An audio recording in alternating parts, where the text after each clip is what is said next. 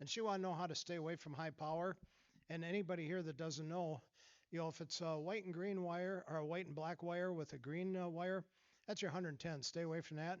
And then look at your coils or solenoids in a game. They'll have thicker wires than the switches or lamps.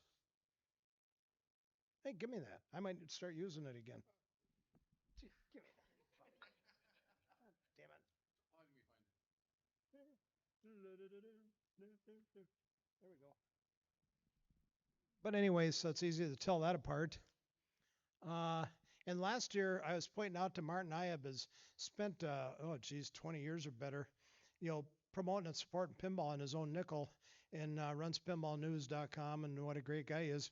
And his partner in crime more recently, Jonathan Justin, that does the Pinball Magazine.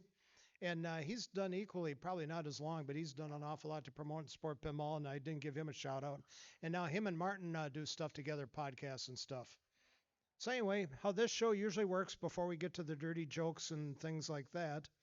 If anybody's got a really great question, I don't have an answer for you, but you get one of these really cool souvenir mugs. So, any questions? Okay. Oh, we got a question. Yes, sir.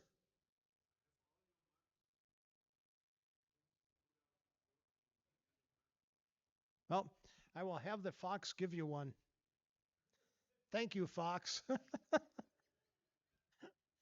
This is better than the 3D seminar I ran. Yes, miss. Mango.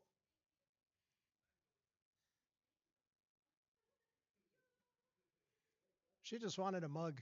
Just a second, sir. We got a hand over here.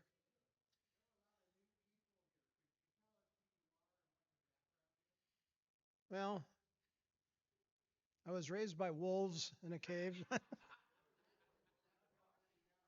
Now, anybody that isn't familiar with me, I've spent a lifetime in this industry. My dad was an operator right after World War II, and my earliest recollections is being 4 years old, standing on a stool scrubbing playfields. And my dad owned a Rifle Sport arcade on Nathan Hennepin, moved it to 6 Hennepin upstairs. He passed in 81. My sister inherited it, moved to 5th Hennepin, renamed it Pops. 1972, my mother, with my help, bought SS Billiards, which now I've had that over 53 years. I was test operator for, thank you, as test operator for Lieberman Music Company for 19 years. I've been doing online help with people, Jesus, God, I think close to 20 years. I was with Jersey Jack Pinball for almost 9 years. I've been with Bay Area Amusements, which became Planetary Pinball Supply, which became, got me into the Chicago gaming tech support. And I still do tech support for them and Bay Area Amusements, Planetary Pinball Supply, and also still do with American Pinball. And I don't know what else to tell you. Who asked that? Did you give him a Fox? Did you give him a mug? Okay. Okay, where was that other hand? Sorry. Yes, sir. In your career, what was the highest grossing pinball machine that you've had on location, and why do you think it was the highest grossing pinball machine? Boy, that's a good question. For longevity, probably the original Medieval Madness, just because it was there for longer than anything else. I mean, video games, a lot simpler, but I don't know that I've ever really had a stand-up pinball machine that just, hauled in day after day after day. Now, one thing that surprised me last year when I started working for American Pinball, they get torn to shreds on Pinside, and I was concerned about bringing in 6 of their games. And one thing this industry many times over is forgotten. It's coin-op entertainment. It's not coin-op job. I've got all 6 of their games, and all 6 are doing great. Anybody can put a buck in them, shoot the ball, and have fun. And that's something that a lot of the companies forget. You get thousands of modes and tens of multi-balls and all this other shit you got to do, and that's not fun. It's a job. And like I say, the six American pinball games have been really good to me. Did you give him a mug, Fox? Yay! Thank you. And I saw another hand somewhere. Yes, sir. Oh, there's three hands all over. Sorry. Have you had any serious injuries while repairing a pinball machine? Not really repairing them. I've gotten, well, I hit the 220 on a Sega Virtua Racer one time. That really lit me up. No, I've had more injuries moving them. I dropped a Judge Dredd off of my truck. And bear in mind, the pinball machine was insured, my truck was insured, the business is insured. The only idiot standing out there that wasn't insured was me. I caught it with my left arm. For about a year, I couldn't lift my left arm higher than my shoulder, and it's still about an inch lower than the other side. I really screwed that up bad. And then one time I was moving a Space Fury, and I had at that time I was using a trailer, and we had snow and sleet and stuff in the parking lot, and I had a U-Haul two-wheeler, and this thing slipped off the trailer with me on top of it, and I made a snow angel, and I couldn't fucking move. Oh, and then there was a tasty bread truck down by the grocery store, so I'm yelling, "Hey, buddy, come on down here and help me." Of course, he takes off. Well, then I got mad enough to get the damn thing off of me, but yeah, I've had more injuries moving stuff than working on them. Oh, we've got somebody else. Hang on, everybody. We got the microphone floating around here. Yes, sir. Is that me? Oh, so you have always been amazing to respond almost instantaneously to any question I post on Pinside, not even directed at you. I'm wondering, what do you do outside of pinball and tech support?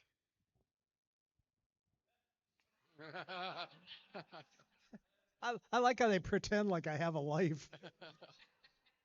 No, unfortunately, a lot of the things I used to do, like I don't golf anymore. I've torn my back up too many times, and the price to golf is like doubled when I did. I haven't golfed since about 1998, and haven't really hit a movie since COVID hit. I guess I'm dull.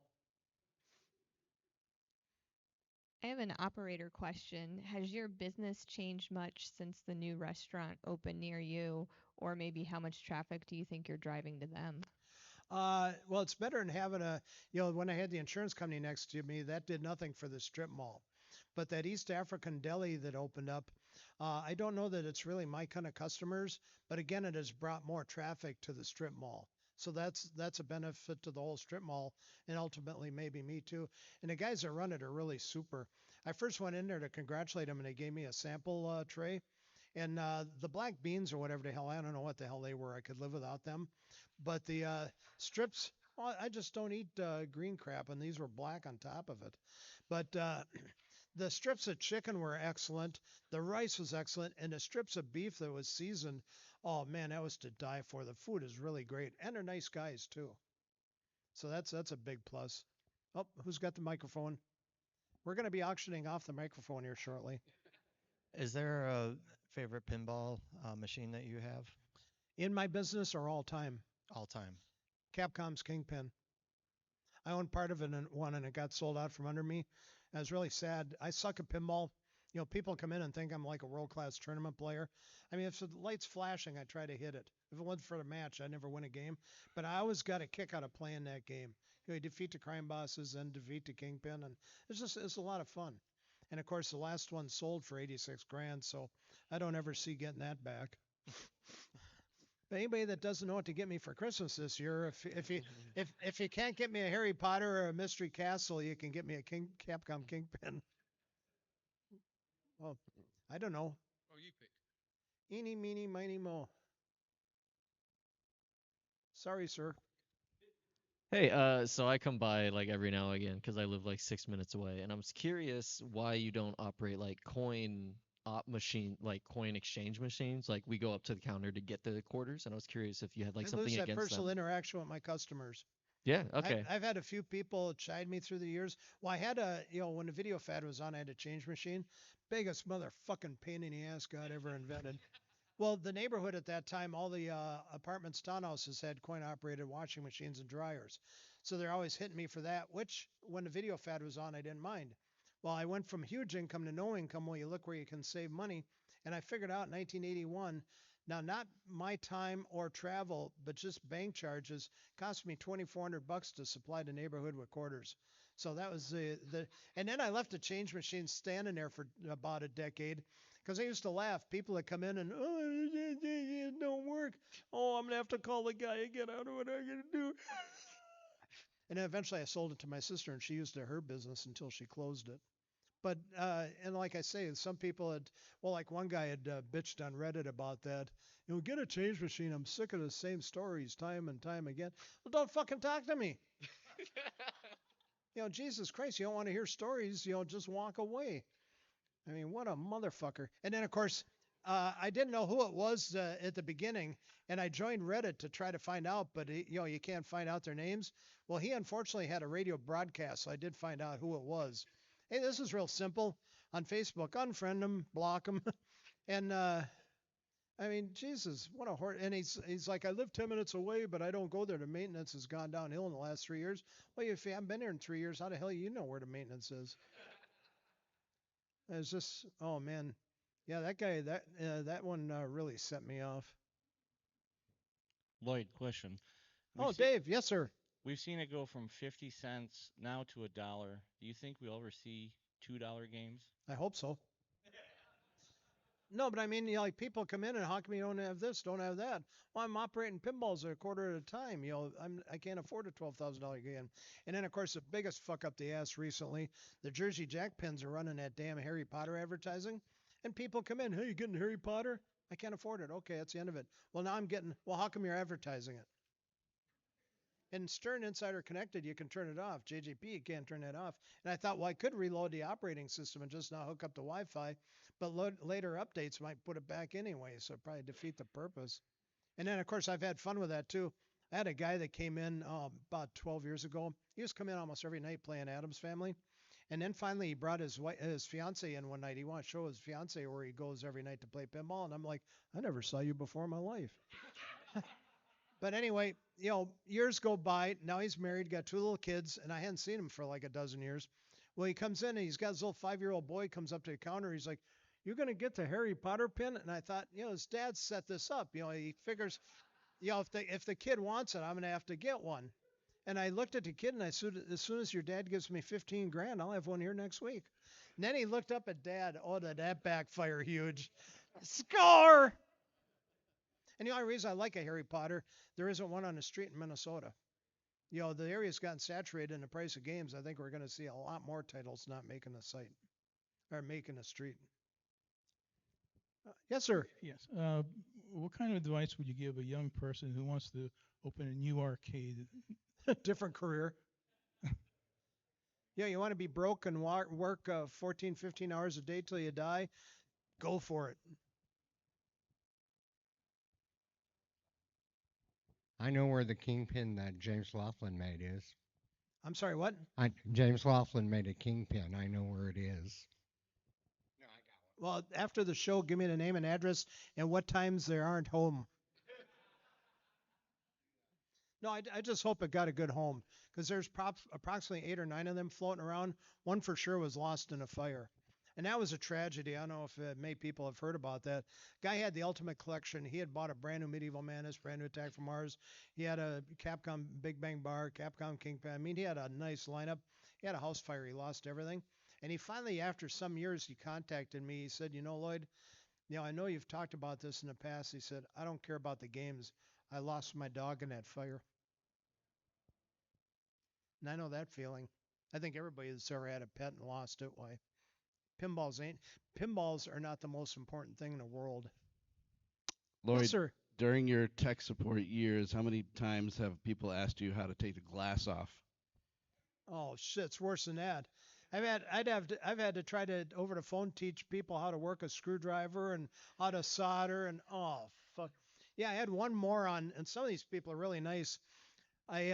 I spent over a half an hour explaining on a Jersey Jack Wizard of Oz how to take 3 screws out and 2 connectors to replace one of the little light boards. Then when he gets a new light board, calls me up, spend another half hour getting it back in. Well, then he's trying to update his game and he can't get it to work right. And finally talking to him, well, he's got a Mac. And Mac has 2 separate things you got to do, and I didn't know what they were. So I told him to email the software engineer, and he'd get a response. And the next day, he sends me the nastiest email, and he'd copied the distributor, Joe at Pinball Star, and Alex, the programmer, and me. Then, well, if I don't get help within 4 hours, I'm going to call Jack and I'm going to do this. I'm going to do that. And the thing he responded to was Alex's 2 lines of what to do. And of course, nice person that I am, I emailed him back right away. And of course, I copied everybody. And I said, here's Jack's personal cell phone number. You call him up right now. I said, you tell him I spent a half an hour teaching you how to take out 3 screws and 2 connectors and then how to put 3 screws back in and 2 connectors and turn your fucking game on. You call Jack right now and bitch to him. I don't need this shit. And first thing I get an email from Joe Starr. He's mad because he can't work his own computer. Zingo, you got it. No, and a lot of people are. I like the beginners. They might make some mistakes, but they're gonna gut their way through it. Keep me away from the total idiots like that guy or the experts. Oh God, they blow up more shit than Carter's got pills. Yes, sir. Is it still possible to become a CARGPB? And if so, how could I become one? Be a what? A cheap ass rec games pinball bastard. I'm still not. That's kind of muddled. I'm not hearing it. I don't mean to sound cold or cruel, but I know you got a question, and I'm just not getting the gist of it. I thought you were number one back in the days of rec games pinball. Oh. Well, Rec Games Pinball is still out there if you have a newsreader. Usenet never goes away. Google, Are you still on it? Google carried the news groups for years, but they've shut them down. You can still read them, but you can't post anymore. But Usenet is still there. I don't know how active Rec Games Pinball is or not, but I think I joined that in '96 or something. Scott Teasman posted a thing about pinball in the Twin Cities, some place that had 3 or 4 pins. I go in there right away. I got 12. And Scott Teasman, he's a great guy. Todd Anderson did some leagues and tournaments in my business. He brings Scott in one time to meet me. And Scott comes in, he says, how's it going? So how the fuck do you think it's going? Jesus Christ, I had the worst day ever, and everything's gone to shit this weekend. I just tore him a new ass. Well, how's it going? God. So we're good friends now. Yeah, he and Scott had moved here from Chicago back in the mid '90s, early '90s. He had the first online pinball thing going on magazine. It's called Ezine. Oh, there's a hand back there. 2 hands. Oh, John Jenton, Dan Toft. Where's Ruth Ann? She's at the hotel with the kids. They have to get that. So I'm wondering, Speak up. what game over the years, in your opinion, is the best earning game that you decided not to actually own and operate? To not actually what? To own and operate. Best earning game that you never actually had at your store. Oh boy, that's a tough one. Probably any of the big $30,000, $40,000 simulators. Oh, I mean a pinball game. Boy, that's a tough one. I mean, like a lot of the Stern Spike 1 and Spike 2s, I don't have any of the Spike, newer Spike games. And there's some great games in that lineup. I mean, I wouldn't mind having a black and white Godzilla. Because when I was a kid, you seen the guy in a rubber suit stomping those little, buildings into the ground. We didn't have color Godzilla until Raymond Burr was in there with those little Japanese girls. But yeah, there's, I'm sad I can't buy everything. I mean, I wish I could, but like I say, unless people start dumping tons of money in pinball, I'm limited what I can do. If I wasn't doing tech support, I wouldn't have half the crap I got going on. People don't understand the work I put into trying to provide a good lineup for them. Do you have a question, John? Yeah. Hey, Lloyd. Hey, John.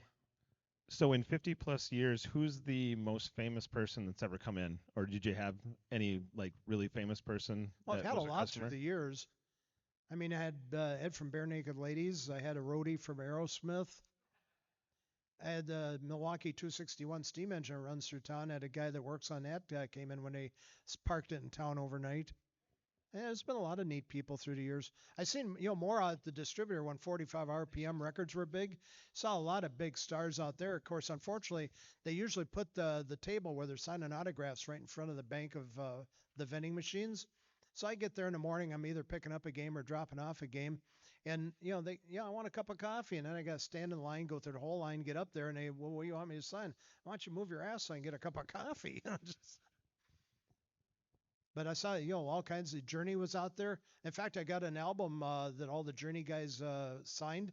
A friend of mine, his wife is like the world's biggest Journey fan. I said, well, you got to tell me this stuff in advance. I could have dragged you out there and you could have had lunch with those guys. But I gave him the album to give to her so he could get some good husband points. But I saw a lot of big stars out there. We're out of questions? Okay, we'll start with a joke. Hang on. What's the most unusual tech support problem you've had to solve on a pinball? That I was successful or I handed off? Successful. Oh, that's a good one. I don't know. It just tickles me my fancy when you walk somebody through something and they can enjoy their game again. And it's funny too, because a friend of mine, he had back when Rec Games Pinball was active, he had emailed somebody, two different people, help, and he's not really computer savvy, so I don't know if his emails went through. I don't know if they got it. I don't know if his help worked, but he never heard anything back, and I think he thought they were going to buy him a machine or send him money or some damn thing. And he asked me, he said, "Doesn't it bother you when you help somebody and they disappear?" No, we're done. Their game's going. I don't need my phone calls, emails, and everything else doubled. Uh-oh. There's another one of those inbred Minnesota guys. So what's the worst thing Snowflake has done in the store? Tearing pieces off the bottoms of the pool tables. Yeah, I had the fox crawling around putting new, shelving paper on those. Well, there's never a dull moment here. A week ago, she decided about 2:30 in the morning was a good time for zoomies, and then biting and chewing. And I'm usually the target she's after, grabbing my ankles or pants leg to be dragged along. And yeah, I've had dogs my whole life. I've had puppies before, but this is the first psycho one I've had. Yes, sir.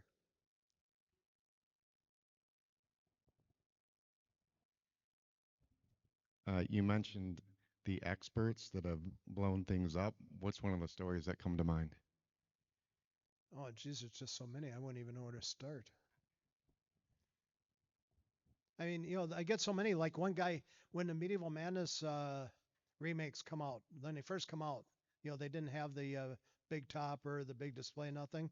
And a guy bought the game, set it up, plugged it in, and then he got a topware from, I have no idea where he got the topper from. He plugged it in and blew the piss out of the game. And then he wondered, he said that he couldn't understand what happened. I said, well, that wasn't our topper. I don't know what the hell you plugged in. Just because a connector fits doesn't mean you should plug it in. And then his tech called me up later and wanted to know what he blew up or what to do. I don't know what he plugged in. I don't know what he blew up. I never did hear the end of that, but I'm sure he ended up replacing all the boards and crap. Yeah, that one's always amazed me. You get a brand new game. I like to, when I get a game, clean the easy to reach areas of the play field, clean the balls, get it all nice and level the way I want it, turn it on, set the adjustments I want, play a game or two. I don't know how many people before their first game, they got to get in there, change the light bulbs, putting in mods and doing everything else, and they do more damage than good every damn time. And then now, thankfully, like Jersey Jack, you can do the Wi-Fi updates. But back when every time they come out with a new USB update, I just cringed. Tech support calls went through the roof because nobody remembered how to do them right, and then they bricked their game. Yes, sir. Is it easier to diagnose games these days, or are there too many pieces and parts going around that it's harder? It's funny. I was talking to Doug Score at Texas Pinball Festival many years ago, and I said, I just don't have a good handle on all the new technology. And he's like, points at the boards and Attack from Mars. That's when Attack from Mars remake first came in. And he's like, well, what about that? I said, but there's still a pinball under there. That's what I'm good at. I remember when pinball first went solid state at the pinball schools, they told us that, how great they are. They're going to eliminate maintenance. Because you're full of shit. You still got a pinball under there. You're still going to have pinball problems. Now you're adding board problems to it. How in the hell do you think this is going to be maintenance free? Right behind you, Martin. Okay. Yeah, hi. I was just reading one of your threads Uh-oh. on Pins on Pinside, and it's regarding changing JJP batteries, Yep. and you do that with the power on. Yeah, that'd be your best bet. Otherwise, you're going to fuck up your BIOS settings. Then you get to learn how to go in there and reset that crap. Right, which would be a pain in the butt. So Yep. The easiest thing is get yourself a piece of duct tape or something and just slide the little bastard out, put the new one in, and hopefully you don't blow anything up. and are all the JJP games pretty much the same? Well, Wizard of Oz and Hobbit, they got that huge metal box in the bottom Right. with the boards. But Right. all the other one, Pat Lawler started that with dialed in, put the boards in the back box where they belong. Okay. Which is easier to get at and maintain and change batteries and. Okay, perfect. And how often should you do that? Well, that's, it used to be the battery would probably outlive the motherboard. But, in the last couple of years, last year or so, I've discovered either they've changed the formula of the batteries or we got a lot of old batteries out there or they're coming out of China or something. I've had batteries fail in a month. Wow. So, I mean, I can't tell you like change them every 2-3 years or something. I mean, right now it's just a potluck. The only thing when I've been putting in batteries now, I've been getting that 2032, the lithium ones. Because Okay. I know they're, not coming out of the places they shouldn't be coming out of. Right. Okay. So lithium ones. Great. Thank you. We got another David Fix one. Oh, we've got some more questions here, but before I go to them, I'm just going to ask you a question myself. Oh, you no. mentioned you mentioned about your pool tables, because of course you have far more than just pinball in the arcade. How would you describe the difference between the pool players and the pinball players at your location? How do I what? How would you describe the difference between the pool players and the pinball players? Well, a lot of them are crossovers. A lot of times if you got an odd number of guys, 3 guys or something, 2 guys would be shooting pool, the third guy would be playing pinball or something. But there are people that just play pinball. There are people that just play pool. My pool in the last few years has been up. So here, couple months back, I recovered the tables and new rails. First time I ever did new rails. Because like I say, pool's been up, and the only thing I was thinking of raising the price going from 8 an hour to 10 an hour, but then economy kind of tapered off, and I thought, best leave it at 8 an hour for right now. Yes, sir. All right, I got a question for you. Since you've operated both of them, if you had your choice of, let's call it a Medieval Madness from '97 that was 100% remake, completely, I say you would take a remake over a completely 100% redone original. But the Medieval Madness was 30 years, damn near 30 years old. Yeah, I'm saying half the crap if you in had there's one obsolete. and that everything in there was brand new though, that you'd still take the remake. I'm just worried about serviceability.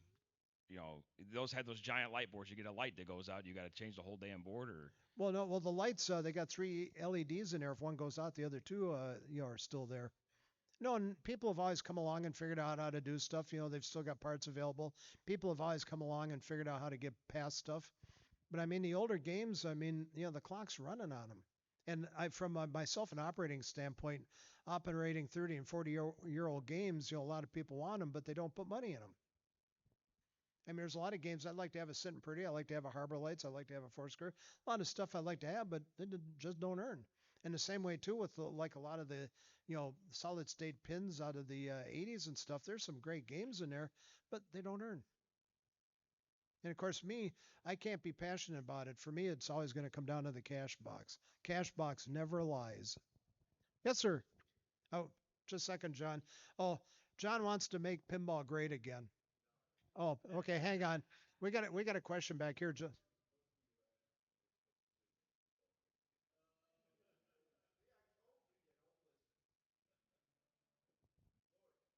Oh, wait a second. We got a question back here. Do you have any the Stern games with Insider connected, and do you think that has? I don't have any of the Spike 1 or Spike 2 games. I just don't have the money for them. Okay, I was wondering if you thought they would drive more business, like younger people, because they want to have that earning the badges and things. If that really works. Yeah, being I don't have any experience with them, it's hard to say. But I know, like when the video fad was on, I started keeping track of high scores. Yeah, my business just about zeroed. I quit doing that after 2 weeks.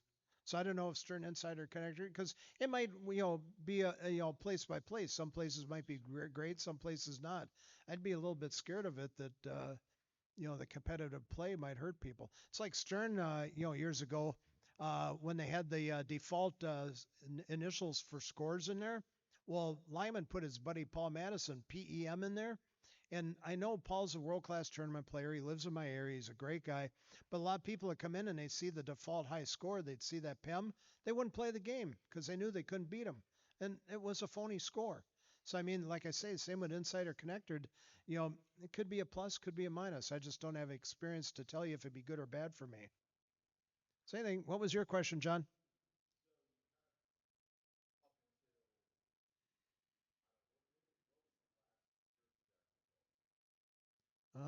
Geez, I got to think a second. Well, that's because I traded the Pirates for it. But the last one, Jack, that they gave me for tech support was, I believe, Guns N' Roses.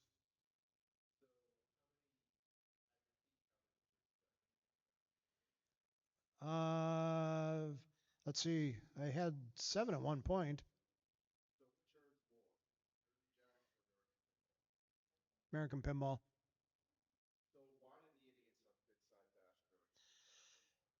Well, a lot of it's misinformation and stuff. They love just ripping David Fix to shreds. And the thing was, every time.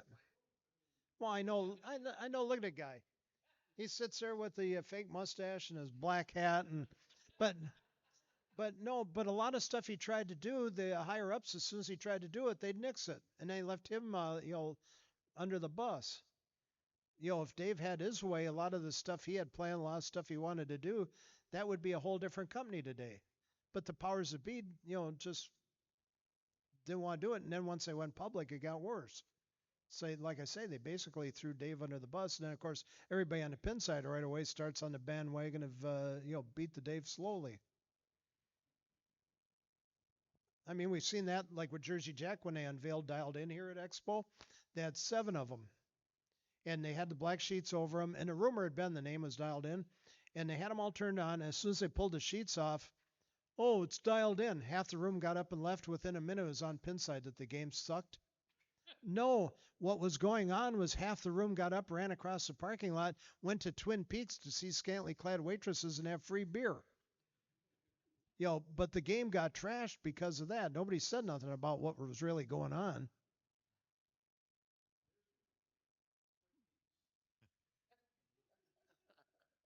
Not Debbie Does Dallas? Okay, well, there's a question. Got a question for you. Have you stopped operating any pins just because you couldn't keep them running? Or stop what? Have you stopped operating any machines just because you couldn't keep them running? Or it wasn't worth keeping them running? No, well, back in the day when money was good, if I had a game aggravating me, it would get traded in pretty quick. But I can't say that I've ever had, the lineup I've got right now. If I were to get rid of a game to bring in a game, it'd be a tough choice. That's like last year when I had 7 new games come in a span of about 2 months. And I had a hell of a time deciding what to, well, I had a couple of pins were visiting. That was easy. Those go first. But the other pins that were doing good, it's kind of hard to decide, what I need, what I don't need. Because I like to have a little bit of a balance. Some 50-cent pins, some 75-cent pins, some dollar pins, but a little something for everybody, because not every parent can sit their kid in front of a dollar game. Uh-oh, where the hell's he going? I was wondering if you ever had a game catch on fire. 2 of them. Where I actually had flames. Both were video games. The one I forget what the hell it was, and nothing major. The second one I'll never forget. I had the Atari Firefox Laserdisc game. And the picture went out. Well, the first thing I usually check, if the back of the monitor is glowing, then you've lost the power supply. If the monitor isn't glowing, you've got a problem with that. So I take the inspection port off of the back of the game, stick my nose in there. I got a goddamn fire going on. I just about burned my face off. Jesus. That one got my attention quick. I don't, like I say, I had one other one too that caught on fire like that, but there's nothing major. You unplug it and it goes out by itself, but not like my dad's arcade where, the old score reels, if they get stuck, they'd smoke. And he always had them. I don't know where he hired these people from. He had this really cool, the 2 cast iron guys playing basketball, and it had the glass windows around it. and he had the score reel. Well, one of the score reels stuck, started smoking. So a guy takes a hammer or something, busts out all four glasses, and then foams the whole thing down with a fire extinguisher. Yeah, he got 2, 3 games like that.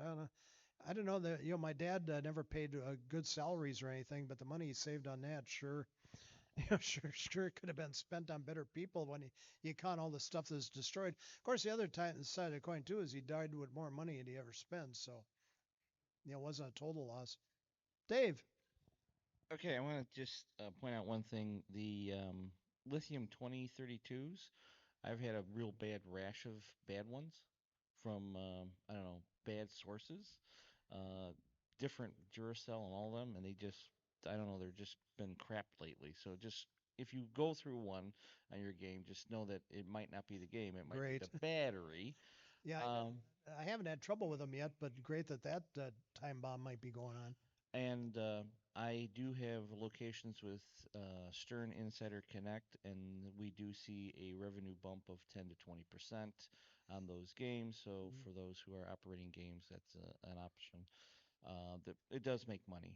Yep. The question I got for you is, all the years you've been, testing games, has there been a game that you tested or looked at the manufacturer said, no, we're not making this, but you thought they should have went with it? Well, there's some that I never got that didn't go into production. I know when Sega was going to make that Alien Front online video game, and you could have up to 8 of them, and they could be in locations, they could be in the homes, and they had them all, hooked up by telephone. I even put in a telephone line and everything. I was all ready for it. Then they never built the damn thing. Sega was really good for coming up with an idea and then not following through, or like the hologram game they made. Geez, it took them like 5 or 6 years to finally make a 2-player one. By then, nobody cared. They had some great ideas. They're just like no follow through. Of course, video games, I thought I always suffered that too. Like you had Asteroids. It took like 5, 6 years before we had Space Duel, where you had a 2-player Asteroids. Same with Pac-Man. And during the day, we had Pac-Man, Miss Pac-Man, stuff like. We didn't have a multiple player to Pac-Man where you could eat each other's guy. Yes, sir. Scratching your head, or you got a question?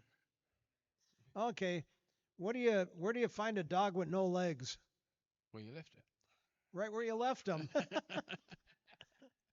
Hey, better come up with some questions. The jokes get worse. Why do ducks have tail feathers? To cover their butt quacks. Oh.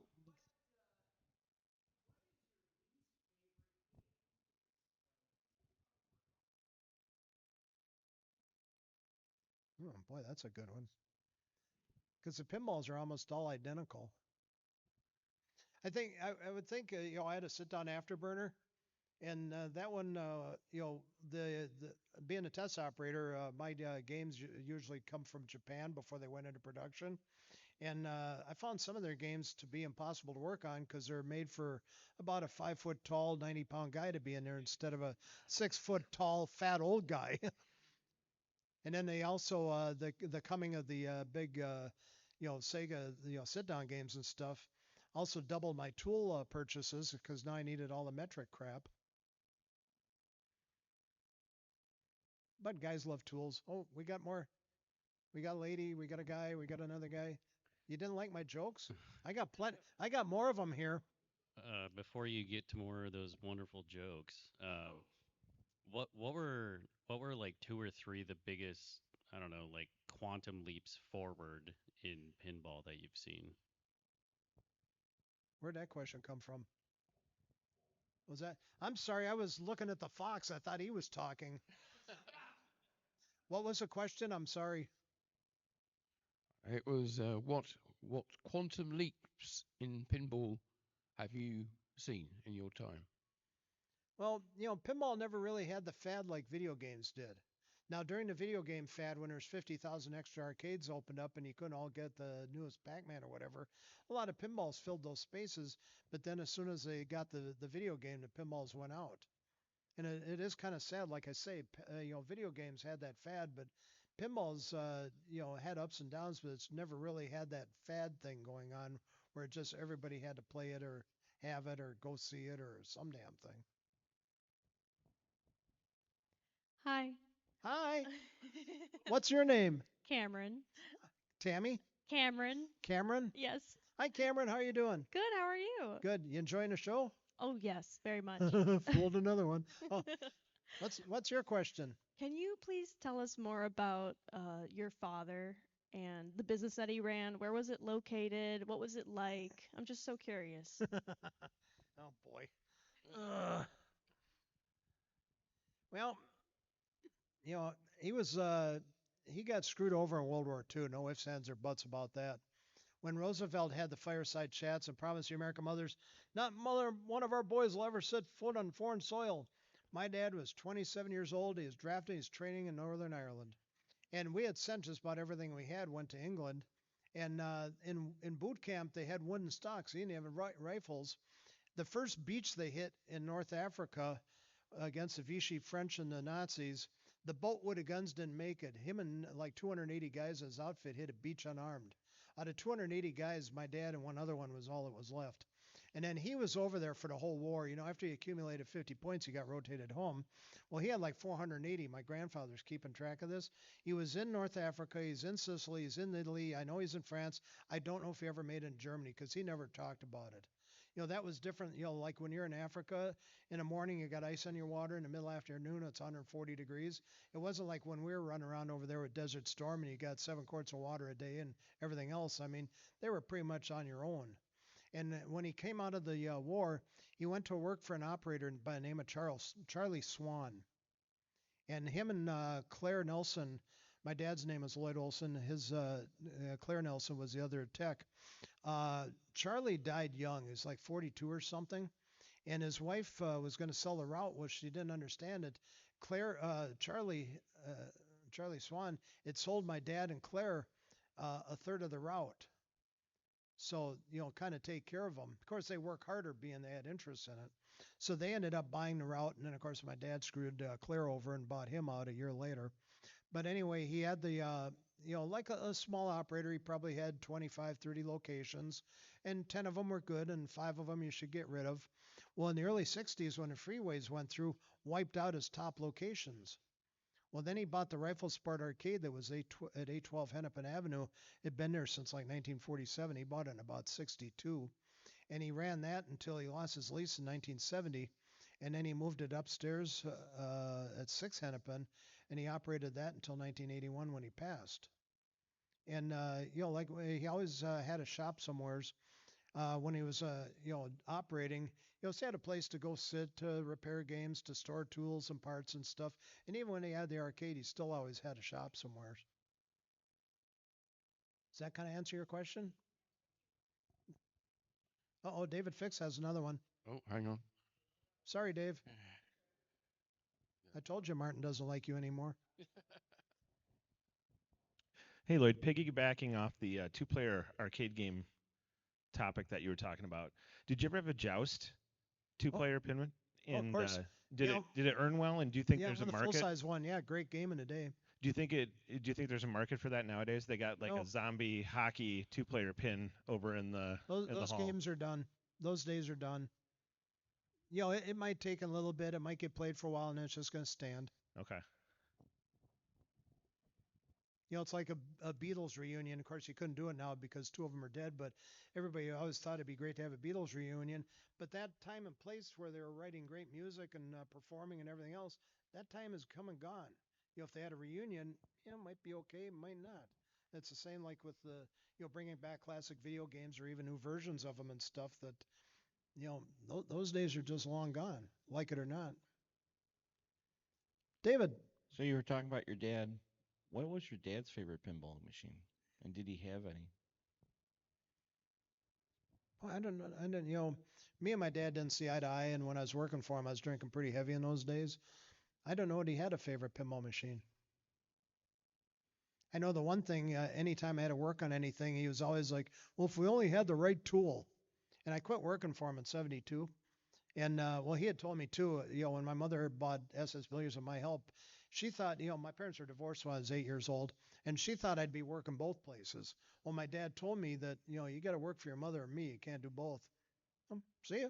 And then the drinking tapered off, but We didn't get along, at all. Anything that go wrong, and he ran the shooting range for Lieberman Music Company at the State Fair, and any problems there, any problems in the arcade, always became my fault. I had one. I've talked about this before. I was working on a Chicago game driving game, and you got the big steering wheel, and you got like 3/4 inch plywood control panel, and I loosened it, unplugged it, and I was pulling this off, and my dad's standing there totally useless. Two guys went walking by to the pool tables, and one grabbed a handful of dimes and took off running. And the first thing I'm thinking is, oh fuck, this is my fault. My dad couldn't like elbow the guy or shove him off or anything. And I had the control panel. I ran him down over by the pool tables, and I about beat that guy to death at that control panel. And well, like I say, I had a hell of a temper in those days. I was drinking heavy, and I'll never forget the yelling. His friend was yelling, "You can't do that." Well, buddy, I seem to be doing it. And then my dad's yelling, "You're gonna kill him." That's what I'm fucking trying to do. Bam, bam. And then, the guy's laying there. I mean, I fucked him up pretty good. He's got blood coming out of his ears, out of his mouth and stuff. He's laying there because we had the terrazzo floors, like beating him on concrete. And my dad asked him what you're going to do. Well, we were upstairs and down the block from Moby Dick's. And that was funny because the bouncers would always throw a guy out back, and the squad cars would be Moby Dick's, back door one to go. That's why I'll drag him down there and put him behind Moby Dick's. So I grabbed him by a pants leg, and I dragged him the length of the arcade and down 2 flights of stairs and up the alley and left him laying behind Moby Dick's. I never did hear anything about it. And one good thing though that come out of it though, my dad never said a word about that one. Yeah, he was kind of staying away from me late in the game. What's your question? Don't be bashful. I didn't know if you were done. Sorry. Oh, I was done an hour ago. I played. So I was really curious about your expansion on like why two-player like pinball or joust wouldn't work, since in Minnesota we do have like up down, which is a lot of like social games where you can do that and collaborative and everything like that. Is it like just too big, or what do you think is? Well, you mean like a pinball where the players on each end? Yeah, exactly. Well, the trouble is most places don't have them for you. You can't shove it up to a wall. You got to have it freestanding. Okay. It's space kills things. That's like most of the pool rooms you see are way south and way north, dead end shopping centers where rent's cheap. You don't see too much pool in the metro area anymore because it just don't justify the space. And it's like foosball. That's pretty well disappeared too. Foosball table is small, but put 4 adults around it, you've used up a lot of space. My buddy Cameron. Yes, Cameron. Do you have a Discord? A what? Oh yeah, we're good. So I know you're super active on Pinside, and I was wondering if you have a Discord. It's another different online platform to like. Well, since I never heard of it, I probably don't. That makes sense. Thank you. I mean, I had discovered Pinside late in the game. I just I was searching something on Google, and I saw somebody had a question, so I joined and answered their question.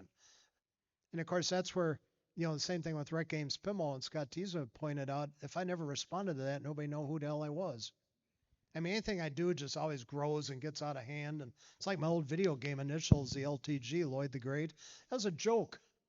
And then, like 30 some years later, I mean, it's just got a life of its own. John. Two-part question, Lloyd. First question is, what do you think would be a good music-themed pinball? Not in the home, but in the arcade? What kind of theme? Music theme. Oh, music. Okay. No, music's been done to death. It's too old. No, I meant anything current. What would you think would be a good music theme currently? Don't. Don't. Okay. Second question would be, back in the 80s, in the heyday of arcades, what was the highest earning arcade machine and the highest earning pinball machine in your arcade? Yeah, I got no idea in the pinball. But, the 2 video games, Asteroids and the Sit Down Afterburner, each one took in over $100,000. And that's why I say I went from huge income to no income when the video fad flopped.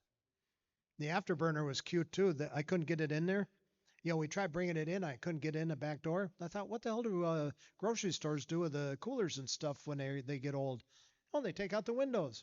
So I called around to the glass companies, and the glass companies are a frickin' joke. Everybody wanted to send a salesman out. I don't need a salesman. I need this shit done. And then I hit a Jewish guy in St. Louis Park. No ifs, ands, or buts. No problem. He was right on the ball. What do you need and what day? He sent a crew out and he said the only thing the glass walks around, if there's any little chips or anything, when we take it out, if it breaks, it's on you. And that's fair. I knew it going in. And then they weren't safety glass. So the one by the door would have to be safety glass anyway. So breaking one wasn't the end of the world. And that was the same time my mother stopped working. She had had a viral infection like twice in 2 years. And at that time, she didn't work Mondays. And we tried to bring it in and couldn't get it in. And that was like MEA weekend in October that year. And so it was going to be really cold, and we are going to do it on Wednesday, take the windows out. I said, even with the heat cranked, it's going to be cold in there. So maybe you want to just stay home and leave me deal with this. And of course, couldn't fool old mom. She calls me a half hour later. You just don't want me there, do you? No. And like I say, I felt bad, but as my mother got older and couldn't do as much, she tried to compensate for it by trying to do more. And I knew right in the middle of this, I got a 1,000-pound piece of equipment. I got 12 people going to lift it up and put it in here. Right in the middle of this, she's going to come running with a broom. You should sweep out front. And that particular weekend, that MEA weekend, that Thursday, Friday, and Saturday, it was like 3 Fridays in a row. That Friday, I took in more money than I usually did in a month. I got home, I was so tired, I couldn't even go upstairs. I had bought half the house, and I lived upstairs. I couldn't even go upstairs. I mean, I just sat down in the living room. I mean, I was dead. And my mother's like, you're not letting them bring Pop in, are you? Geez, I'm glad we didn't lose a pool table today. I mean, Jesus. That gave me enough energy to get upstairs, though. And like I say, I really kind of felt bad, but when you got 12 people lifting a 1,000-pound thing, you can't have somebody screwing around. Especially if I got hurt. Oh, sorry. Yes, sir. Hey, Lloyd, do you have any commentary on, with modern games, the fact that they can be updated after they hit the street just because they can? Should they? Yeah, I think so, because sometimes, not just correcting mistakes, but sometimes, because a lot of the manufacturers, whether they admit it or not, they do pay attention to the online stuff, or they listen to players. A lot of them live in areas where there's tournament stuff. And, sometimes they make rule changes and stuff that are really beneficial to the player and the gameplay. So I got no problem with them updating games, especially if it's making it, not necessarily deeper, but, bigger and better, so to speak. Yes, sir. So wouldn't this all have been a lot easier if you had moved south and not stayed in Minnesota? To go south? Yeah, to move south instead of staying, where it's 20 degrees below zero in January? Yeah, well, see, we got a problem there too. I don't do good in hot weather. Working for dear old dad at the state fair, I was on a 14-foot A-frame wood ladder with about 4 feet of give in any direction. I was up in a rafter in about 140-degree heat, painting the baffles for the shooting range. Had a heat stroke. So I just don't. And of course now I'm starting to dislike cold weather too. So I'm pretty much screwed. But no, I've never liked hot weather. And then moving isn't simple either. Because after the video fad flopped, most communities don't want anything to do with arcades or anything, or they got limits. Like in St. Louis Park, at one point you had to have 1,000 square feet of space for every video game, retail space. Well, there's so many, you had 50,000 arcades open up, and most of them are open up by people that had no knowledge of the industry. And most of them got closed or anything. That was like there's a place out in Chaska. They're on probation. While they're on probation, the guys had a kegger in there. And then they wondered why Chaska pulled their license, or even like Camp Shoot Me at the Mall of America. I mean, Camp Snoopy. I was surprised it took 3 months to have problems. They hired guys right out of college to run that, and they had no idea how to run an arcade or anything. They thought it was cool to have 30, 40 gangbangers hanging around. And the day after the shooting, they're down to my sister's arcade copying her no loitering signs and stuff. Yes, sir. Okay, we'll go back to the jokes. Let's see. What are the 3 shortest words in the world? Is it in? Well, let's get some more questions going here. What's the difference? Let's see. What's the difference between a tire and 365 used condoms? One's a good. One's a good year, one's a great year. Uh-oh. Thank you for that, Lloyd. Yeah. Yeah, now you guys got something to shoot for. Yeah. Wait 1 second. The lady's got the microphone. Soon, you'll have it soon. In Minnesota, we've noticed a couple of different pinball places just kind of struggling to find people to maintain their machines, at least in the recent years. And we're wondering if you happen to be like the lifeblood for local maintenance in the area. Like, No. do local businesses reach out to you ever? No, Is there any I don't repair anything outside of my business. Now, the only thing, like if they would be a Chicago gaming customer or an American pinball customer, if they come in and they had a problem, I would try to explain on my game what to do. Yeah. But beyond, I got my own place to run. They're responsible for their own. And techs don't grow on trees. That's why I felt bad here some years ago when Chad Siddiqui with Stern died. And he was, oh God, he was funny. You'd call him up, yeah, my game's doing this. Whoa, never heard that before. And you know damn well he's heard it 1,000 times, but he had a way with people. You felt good because you knew he was going to help you. Like I say, good techs don't grow on trees. There are guys that can fix stuff, but there's damn few that can help people. What's your question, John? So when you go back to your room tonight. No, this isn't like when Randy was there and I had all them penguins lined up. No. I just want to know when you're spooning with the fox, who's the inside spoon and who's the outside spoon?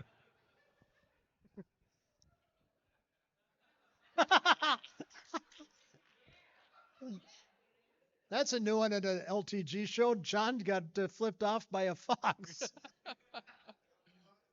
Are you leaving us, Dave? But it's not. Oh. No, a guy was with at Expo one year. He had these pandas all over, and he went to the first night, went to spend it with his fiance who lived in Chicago. And I hadn't slept all day, and I'm tired, and I had eaten, and I'm sitting on the edge of my bed, and I had just a pounding headache, and I didn't have the lights on, and I'm thinking of taking an Advil, and I look over, and I got 8 penguins lined up like big, smaller, small. And these 8 penguins staring at me. Then my buddy Bob May came up the room later with his son. He's like, "You weren't kidding about that guy." No, this guy was out there. Yeah, this guy I'm talking about, he was at Expo 2 years in a row. High heels and a short skirt and long hair. Unfortunately, it turned out that he had some issues. And he's still locked up, thank God. Yes, sir. I would assume that everyone here is an avid pinball player, or at least really enjoys pinball. Okay, well, we can do a show of hands. Who here all plays pinball? Yeah, just everybody. Okay, we got that one covered. My question is, do you have any advice for us about how we can increase the number of people in the hobby? We as individual players or arcade operators? Well, the thing is just like, how do you make friends? You bring them with, whether to your house or to location. You teach them some basics. Here's how you start a game. Here's how you shoot a ball. Here's how you flip the flippers. Here's where you give me 20 bucks because I beat you. It's just like making friends. You just introduce them to something new. Like if you're going to take a person never golfed before, take them golfing. Well, you got to start somewhere. And, either they like it or not. I mean, not everybody's going to like pinball. And then you find new friends. I'm sorry? I do that with my grandkids. Excellent. And that is the one joy. I've been there so many years. I get a big spread on ages come in. And when the little ones come in with their parent or grandparent. And, of course, I knew it was out there. It hit me about 10 years ago. I knew it was out there. So many times I get people come in. My mom used to come in here. My dad used to come in here. One day a beautiful young lady came in and started talking to me. My grandpa used to. So now the only one I'm waiting on is my great-grandparents used to come in here. I've had people admit to me, I've known you longer than I've known my wife. Yes, sir.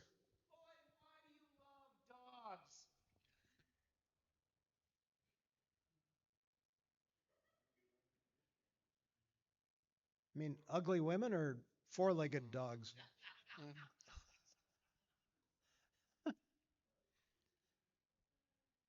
No, dogs are loyal.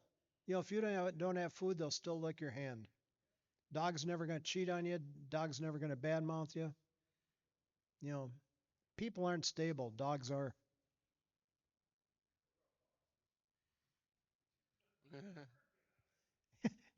We're going to have the fox flipping John off again.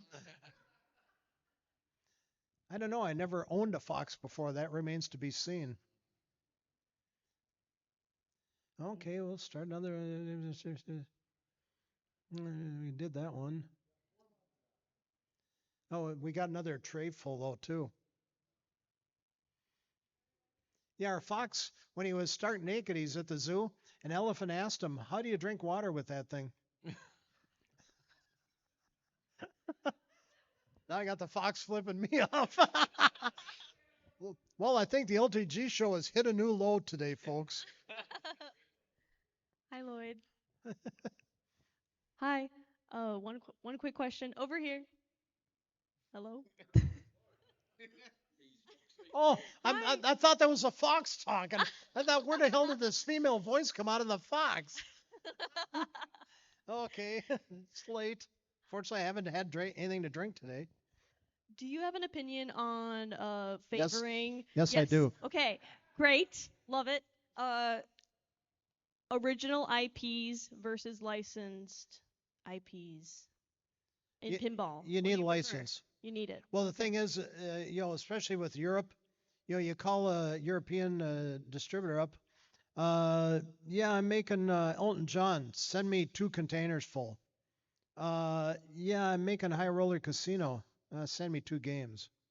You need the sales. That's the same way too, where they think the manufacturers should direct sell instead of through distributors. There were video game companies that tried that through the years, and they all went broke quicker and shit. You need the sheer numbers to keep the industry rolling, whether it's the home market or the commercial market. So as a follow-up to that, so boutique pinball such as Turner, who made like 100 games of Ninja Eclipse and then like 500 of Merlin's Arcade, I think. I don't know what the total number is. So do you think boutique pinball, when they are doing these original themes, should stay within like a limited run, or do you think they should like look to further expand, or do you think it's more of a we're doing this until we can start to get licenses to do bigger things? That I got no idea on. I mean, they know their business plan and what works and what don't work. I mean, it's like Barrels of Fun. I think they made 1,000 Labyrinths and 1,000 Dunes, and now they're making 525 Winchester Haunted Mansion because that's the address is 525. It's in the middle of a parking lot or some damn thing. And of course that I would love to have that game. My sister's been there twice. I've never been there. I've seen the pictures and the video, but my sister said you got to really visit that thing. That is eerie. And they're still discovering rooms and crap. And now they open up the basement too. If you're lucky, you can see the ghost down there with his wheelbarrow rolling along. Yeah, that place. Well, I don't know if anybody here knows the story or not.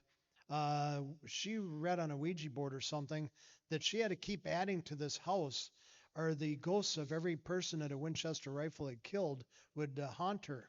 And of course, that would probably be mostly Native Americans, but you know, that's she just kept adding to the house till she died,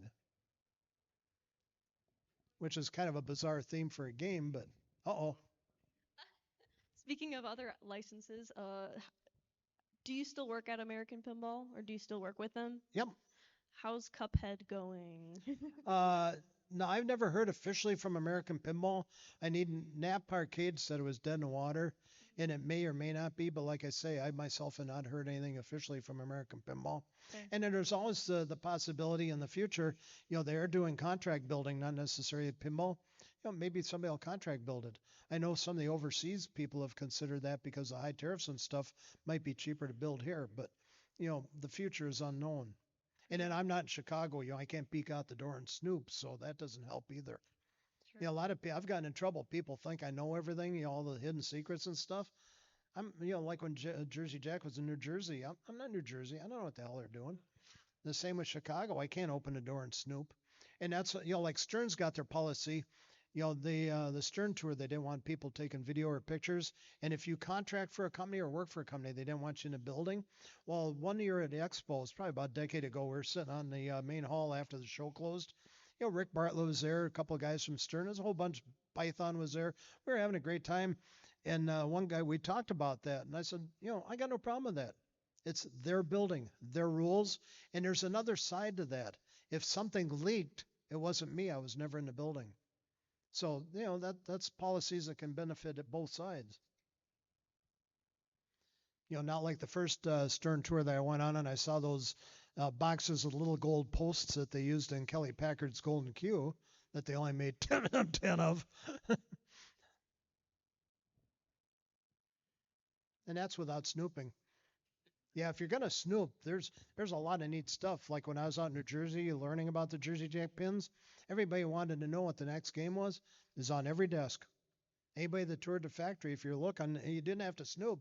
It was on every desk out there. Of course, then they got the Hobbit license and everything changed. But yes, sir. Okay, we'll tell another joke.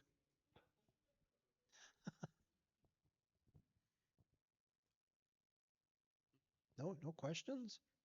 Yes, sir.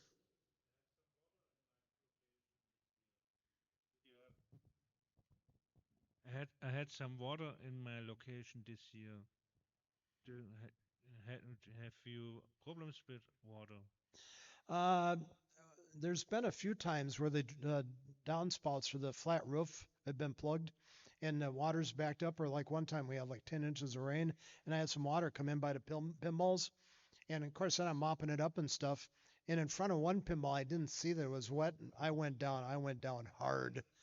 That did not excite me at all. But generally not. But if we get a lot of snow on the roof, and then all of a sudden it's real warm out and get rain, it stresses the roof. And then we might have some water come in back by the pinballs. But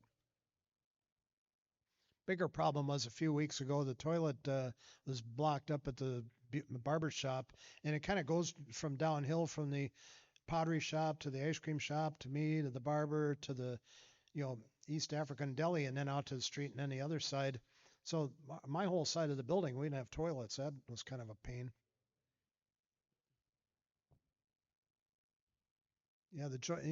Yeah, having an arcade is a lot more than just operating pinball. Martin, oh, right behind you. You don't get many pinballs in arcades in the UK, and when you do, they're usually tucked away at the back. Is that the same at your place? Do you find that the other games are given greater prominence? Well, I got 5 up front. Well, if I got 5 on the side, 4 I think on that side, and then I got 7 along the back row, and then pool tables kind of in the back third.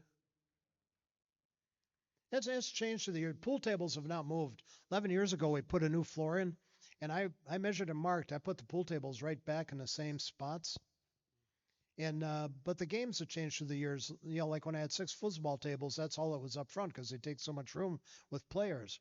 When the video fad was on, in '81, I think I bought 42 brand new video games that year. The lowest pinballs I ever had, I think, was like 6 or 8. But right now I got 23. But the game where the games are and stuff has changed through the years. And then I changed the counter too. The counter used to run east and west, now it runs north and south, and I'm using the one of the 2 doors instead of the other door, which is really great. People for 20 years, they'd open the door, come in, and they'd turn right to the counter. Well, when I switched to the southern door, they'd walk in, turn right, boom, right into the pop machine. Every time I heard the door, it'd be followed up with a big bang. I got a kick out of that. And that's like one of my favorite games too is Whirlwind. My arcade has always been kind of dusty. First guy playing Whirlwind, when he get the fan going, get that face full of dust. I always got the biggest kick out of that. Okay, I'm an asshole, I admit it. Yes, sir. So obviously you have all pinball machines for in terms of like anything electronic, and then you have billiards. Are there any Do you keep up with any sort of like video-based machines? And if you did, would you replace any of the pinball machines you had with one of those? No, the only thing I got, I bought it as a joke. I've got a multi-cade that I don't think you're even supposed to be running them. It's got 61 games in it. But, for years I get sick. People come in, oh, you don't have 8-Ball Deluxe. Oh, you don't have Pac-Man. It's not that they play it. They just feel obligated to fucking say something when they walk in. And I had an 8-Ball Deluxe that I restored, in the early 2000s. Before all the repo parts, I had over $5,000 in that project, plus the game. Found an NOS playfield I had clear coated, NOS plastics, NOS pop bumper caps, repainted the cabinet, brought the electronics up to speed. It was like doing $2-3 a week. That was the end. That was when Williams closed. So I thought, what am I going to do for pins? And I thought, well, if I restored pins and put it on the floor, it'd give me a source of pins till something else comes along. Well, that didn't work out, and then something else never came along. Then I lost. Oh, and then on the video games, the reason I picked up that multi-cade, I got so sick of, oh, you don't have Pac-Man. Well, that was on Craigslist for $600, and I bought it in September, probably about at least a decade ago. And I thought, I bought it as a joke. I thought people come in, oh, you don't have Pac-Man. Well, there's like 8 in there. Because I know they ain't going to play it, but the damn thing's done good. I was thinking of getting a horizontal monitor one, getting the fighting games, but I never did. But because that time I thought, well, if it didn't do anything, I'd sell it in November for somebody to buy it for Christmas. But damn thing's still sitting there. And then I just always loved, a lot of things I try not to get involved in. I had 6 guys came in one time, and they had the alpha male with them. And he was explaining to his friends how great this is with pinball, because you can buy these now on Craigslist for $500 a piece. And I'm busy on my keyboard, doing tech. I don't even want to get into this one. People that are that stupid, they're going to drag you down to their level and then beat you up with it. And same with my the barber, the beauty shop. After 48 years or something, sold out to the barber shop. And Paris is a super barber, a hell of a nice guy. And he had gotten it under his bonnet that after my 50th anniversary party, I was going to retire. So his brother was in talking to me about buying it, and I said, well, I'm not planning to retire. Well, Paris came over later, and he said there's a $50,000 offer on the table. I said, what, you just want the front row? I said, I don't know what it is anymore. They used to estimate the value of a business 2 times the annual gross plus assets. I said, I got $400,000 or $500,000 worth of business sitting here. And then I never, if I was going to sell it, I wouldn't sell it on a contract for deed, because after they run it into the ground, you get it back. How the hell would you rebuild it?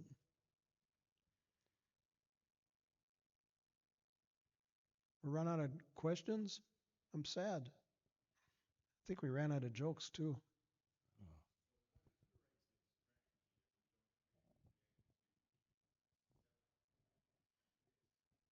Oh, I'm going to hopefully die in office, let somebody else worry about it. No, it broke my heart when Al up at Action Pinball Warehouse, that was during COVID when he retired, and he was selling everything. And I went up there, and, we had a good, I sent him buyers, he sent me players. And I didn't have anything, I didn't have any income going on. I got bills coming in or anything else, and I couldn't do much. But, and he's selling stuff. I didn't, I couldn't afford to buy anything, but I did give him $20. But, he was sitting there watching his business going out the door piece by piece. And one of my friends, Jim Halleck, was up there, and I told him, I said, I hope I die in office. I would hate to be sitting there watching my place being torn apart piece by piece. So a while back, MSP Airport used to have some pinball machines and some other stuff in there. I don't know who or what ran those. Do you know if they made any money in the airport or not? I don't know if they got any now. I know before 9/11, I know Tyson operated pins out there, but that was true in the the 70s and 80s. A lot of kids would take buses out there and play pinball. Especially like in Minneapolis when you had to be 18 to play pinball. A lot of kids would go out to the airport and play because there was an age restriction out there. But I don't know now if they got games out there or not, or if they did, who ran on. Yeah. I know they supposedly they had a Lord of the Rings out there that supposedly did over $100,000. And of course, me, bit of reality check here. I was like, because the guy that heard the guy from saw the guy that heard the guy that said that, I said, yeah, well, that's why Tyson's getting out of pinball, because they earn too damn much money. Yes, sir. What's your favorite food spot in the Twin Cities? Food? Yeah. Oh boy, there's been so many of them are gone. I used to like Tucci Benucci at the Mall of America. They had baked spaghetti with a marinara sauce. You swear to God, they had an Italian grandmother in the kitchen chained to that stove making that. And then there was Scarpelli's on about 27th and Nicollet. There's an Italian restaurant. And when everybody else had lasagna for like $3, their lasagna was like $4.75 and it was a small piece. That was the best in the world. And then I went there one time and they had bought the building next door and they had a waterbed factory in there. And so the hostess said, it's going to be like an hour wait, but we could tour the waterbed factory while we were waiting. I said, I've got a bad back. I can't sleep on a waterbed. So then they got us a table. Well, then I noticed the lasagna is $3. Score! And it was a plate full. Score! And it was shitty. It was the last time I went there. Oh, and then one I used to love, Grandma's in Duluth back in the early 80s when that was great. You got a rack of ribs for like $8. And I used to drive up there just for that, and then I get like 5, 6 orders to go. And I remember the first time I went there, they had the little bowls with the sparkling water and the lime floating in it. I'm watching everybody drinking this. Of course, when I was done with my ribs, I mean, I'm watching it's a finger bowl. And then they went to the towelettes. But that is, if you're driving by, isn't even worth stopping. That was like, 50 years ago, the Lion's Tap had the best burgers. They used ground chuck. And if you're driving by, it's okay, but it ain't worth the drive out there anymore. And the state made them put in a new grills. That really went to hell. My cousin Pete, he was a chef. He's long gone now, but he had a bar in Chaska, and he made the best burgers and stuff. It was great. Well, the state of Minnesota, the guys went in and told him all the changes he's going to have to make. He threw him the keys and walked out. And they said, what are you doing? You just put me out of business. Fuck you. I'm out of here. He never went back. And I can see if you remodel where you got to change stuff, but something that's been used for 60, 70 years hasn't killed anybody. Why do we have to change it now? But that's a good old government for you. The government, bear in mind, the government is never ever going to be there to help you. Ask all the Jewish people in the countries in Europe and stuff that got handed over to the Nazis, trying to appease them. But you've got a government. Your government's supposed to protect you. You've been fighting for your government. You've been paying taxes, and now they're handing you over to somebody to murder you. Governments are never ever going to be the friend of anybody. My own personal opinion. What? Guy next to Cameron, I think. Yeah. Everybody get a mug? Yes, sir. Oh, is that a lady? I'm sorry. Oh, she got a mug. Has everybody gotten a mug? Yeah. Don't be bashful. They're free. Yes, sir. Oh. Just throw it at him. See if you can hit him. Yeah, we had a guy beamed with a mug by a fox. That'll be a new one. Coward. Well, it better. It keeps me from going to your house. You wake up in the morning, you see me sitting there. I mean, it's amazing what's all going to go through your head. How the hell did he get in here? Do I got to make him breakfast? Is my butt sore? I mean, when you wake up and see me sitting there, you don't know what the hell is going to go through your mind. And it ain't going to be pretty.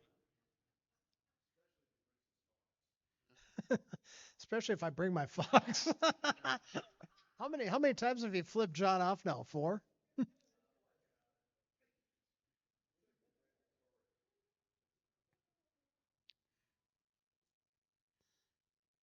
How do clowns get turned on? By balloon blow up dolls. See, you come up with questions, you don't get the bad jokes. I knew a guy one time, he didn't have a penis, he had a penisn't. Start coming up with some questions here, you don't get the bad jokes. Nothing? What's what? Oh.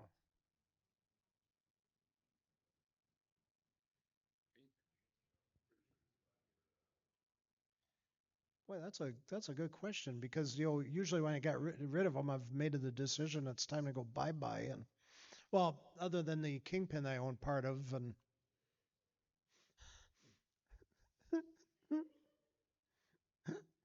but someday when I win the lottery, I'll be able to hunt it down. Yeah, when the guys Circus Maximus were going to make them, God, what the hell's that one guy? Not James Laughlin, the other one. He calls me up. Yeah, one of the two Kingpins we got is the one you used to own. Fuck you. Hang up. Yeah, they did contact me. They wanted me to help them with tech support if they went into production, because I'm probably one of the few people in the world that ever worked on a Capcom Kingpin. Yeah, that had come from Herb Silvers, and we begged him, pleaded, just ship the damn game, and he insisted on shopping it. Oh, did he fuck that thing up? Me and Greg Olgard put 60 hours into straightening out everything he did. The back half of the machine, none of the original rubber rings all rotted and stuff. Flipper base plate was loose, so he just put a longer screw through the playfield. He had a coil blowing fuses, so he just clipped the diode on it. Well, he had it wired up wrong. I mean, oh, God, it was just a disaster. I mean, we brought it up to speed and we had everything working. Like usually the ones at California Extreme, people complain about them that the programming isn't done or anything. No, the damn thing ain't working right. Programming was more finished than Big Bang Bar, and it's just most of the people have not played when it was fully working. I miss my Kingpin. Yes, sir. Scott. What is the best thing about owning a Bill Paxton pinball? All the complaints. I no longer own the Bill Paxton pin. In fact, I sold that to Rob Anthony, who had passed, so I'm not sure the disposition of that right now. But he was like number 2 on the list to buy it. We had a foot in the door because Chris had helped with a refresh, had worked with, the hell's the guy's name that made that? Ben Heckendorn. It's been late. I'm forgetful. Sucks getting old. But anyway, so we had a foot in the door and got it. And that thing was a blast. And I was fortunate I never got served a papers or anything for running that thing because obviously it had everything from a lot of his movies and stuff. None of it was licensed or anything. I was just waiting, to get served because then I couldn't operate it and I couldn't sell it and I couldn't haul it to shows or anything. I did bring it to Expo one year. We had in Rob Anthony's room. But that thing, I got more complaints. The speakers were up on the sides of the head. I got more complaints on that game than any other game I ever had. My Big Bang, I've got original Capcom Big Bang Bar, and that's gotten a couple of complaints. But Bill Paxton got just a herd of complaints. Of course, I had, from his movies and stuff. I think they're gonna fall over on their back with their legs in the air and stuff. And the funny thing is now, I've got the Cleveland software in my Walking Dead. Did you see what I did? I just slipped my dick down your throat. And nobody complains about Walking Dead. But I don't know why Bill Paxton just got a herd of complaints. And then it was getting so many issues that was frail. It was not built for commercial use. Ben was surprised I got 4 years out of it. And I didn't have it there for a year and a half. Well, when COVID hit and I got, great, I got bills coming in and I got no money coming in. That was one of the first things I sold because why store something I'm probably never going to use again? Because even if I fixed it up, it was too frail to use. Other than maybe an event or something, but I miss it though. That was a fun thing. I'm still on some websites and stuff, surprises in Minnesota to go see and stuff, and once in a while somebody will pop up. Of course, I also have problems like Apple Maps, and then I think they're gone now. They had that online thing like the Sun Sailor. They both had me down as a bar. And the Apple Maps one, you can't change that. Yeah, according to that one online magazine, I'm one of the 10 best bars in Hopkins.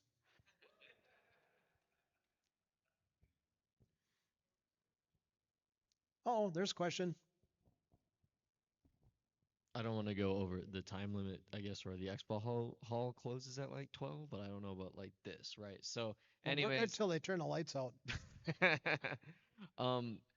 So I've only I have a pinball machine. I've had it for about a year at this point, and I've slowly been acquiring things for repair and other things. Is there something I should seek out ahead of time in terms of a repair tool or something? I would go to pinballnews.com, go to the archives, and search. There's a section there, Learn. And then Todd Anderson, a local guy, used to do leagues tournament stuff, and he kind of got burned out of pinball. But he's got several articles in there where you scroll probably 2/3 of the way down. He's got an article on the toolkit and stuff you should have. And he used to do home repairs and service calls and stuff. And that'd be a really good start. Sweet.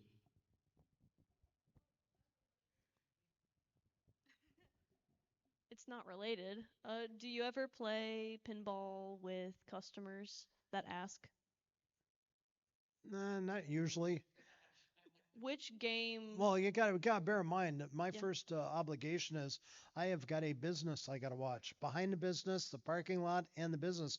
Like now during COVID, I changed all the fluorescent lights in there, the 8-foot fluorescent lights to the panels. But back, if somebody had spin a pool cue and take out a fluorescent light, my first thing is this something to divert my attention? Yeah. It's going to take an hour and 15 minutes to clean this mess up. Did somebody do this because they're going to be doing something else? I had one time, had a guy took out lights over 2 pool tables, and I had a ball stuck on Attack from Mars. I had a friend of mine, good old Marlowe. He's like, well, give me the key, I'll fix it. Well, you don't know what's wrong. I know what was wrong. The subway's got the little wire form. It traps the ball from going one way and going back, and I had flipped it when I worked on it. And I knew what to do, but I mean, I got 22 other pins. That can be out of order for right now. My thing is watching the business and cleaning up all this glass. And he kept insisting to get the key. Well, then I'm going to have to give him the key, show him what to do, get tools. I mean, I don't need something else to do right now. And I told him, I said, it can wait. And of course, he's like, oh, fuck you. Okay, but the last thing I need now is a diversion. I mean, that's like, when the pinball and a stick first started at State Fair, they didn't have anybody working there the whole time. What's that? It doesn't exist anymore. It's where the Butterfly House was. And it was really good. Brian Millard started it, and they had like 20 pins in there. And they were there every other night fixing and cleaning and stuff. I mean, really good. But they thought they were going to be out there like Martha's Cookies and make a fortune. It didn't pan out. But there was supposed to be, like I say, there was nobody that worked there. Somebody from the arcade was supposed to walk through once in a while and keep an eye on it so people weren't breaking into machines and stuff. And I told people, if I worked at the arcade and I walked in there and somebody's breaking into a machine, you know what I do? Who, call the police? No, I go back to the arcade where I'm getting paid to be sure this ain't a diversion. Yeah, they ran 3 years and then they gave up. Now the Penny Arcade has had some pins off and on. I think they were down to 4 pins or something. But people don't go to the fair to play pinball. Like Brian Millard, they lost so much money the first year. I told him, I said, if I had any ideas that help, I'd tell you. But truth be known, a wishing well in there would make more money than pinball. No, it's true.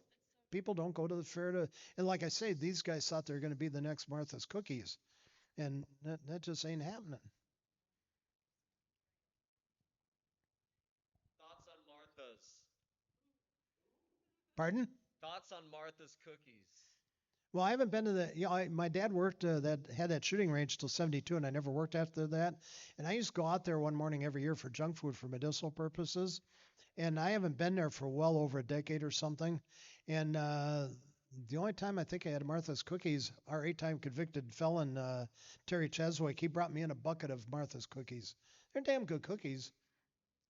But I miss the fair, but the only thing I really miss, the northwest, the northeast corner of the Coliseum or the Hippodrome, that foot-long hot dog stand. They've been there like 90 years. They make their own foot-long. Some company makes the foot-long hot dogs for them. When I go out there, we used to always start with that foot-long hot dog, fried onions, ketchup, get that mess going right away, and then work our way up to the food building. But, it's like the Renaissance. I got to go out there when the Feast of Fantasy was great, and they so trashed that I went 25 years in a row. And last time I was there, they had, what was it, cold tilapia and cold minestrone soup. What the hell's this got to do with a Renaissance? It used to be stuff you see in a King's Field. Cows and pheasants and chickens. And that was a lot of fun times, like when the guys were sword fighting and they had the chickens on the swords. And then one guy let go of the sword, and the pillar, it'd be on the south wall. And the last pillar, there's a hole in the side of that pillar. And, well, that was that, the sword flew across and but I mean, it was over the heads of the people. I mean, if he'd have hit a person, he'd have killed them. So that was the end of the sword fights with the chickens on them. But like I say, I got spoiled. I got to go to it when it was a lot of fun. And I think a lot of people feel the same way. And they had the opening of the gate ceremony, and they have the royal court up there giving people harassing harassing the crowd and everything else, and then they fired a can, everybody going. There used to be 3,000 people there. Well, 2 years ago, somebody had a picture of the opening day. It's like 200 people. I mean, they have so trashed that last couple of times I went out there, there was a group that used to have the Renaissance forums, and they had a tent out in the parking lot, which they weren't supposed to do, but because so many of them worked out there, that they did it. Well, one year the guy couldn't lost his job. He couldn't bring coffee. I'm like, well, I can bring coffee. So I go over to Caribou, get 3 canteens, run out there, and they had this tent set up, and they had banquet tables, and they had an egg fry, they had a shredded potato fry, they had cinnamon rolls, and they took me in and treated me like family. They showed me where the good booze was. I mean, I used to go out there and hit that, and then just go back home and get an hour's sleep, and then go play work. But then they had to start going inside to work earlier and earlier, so they disbanded that. That was a shame. That was a lot of fun. And again, they weren't supposed to be doing it, but God, that was great. And then the first year I was there, they had the lineup, all these people in costume. I'm right in the middle of it in street clothes. Everybody's like, who the hell's that? That's Ferret. That was my Renaissance name on the Renaissance forums. I don't know how the hell that started, but that was great times. Where are you going? Sit your ass back down. Nobody leaves until we're out of questions. What? Do you want a mug?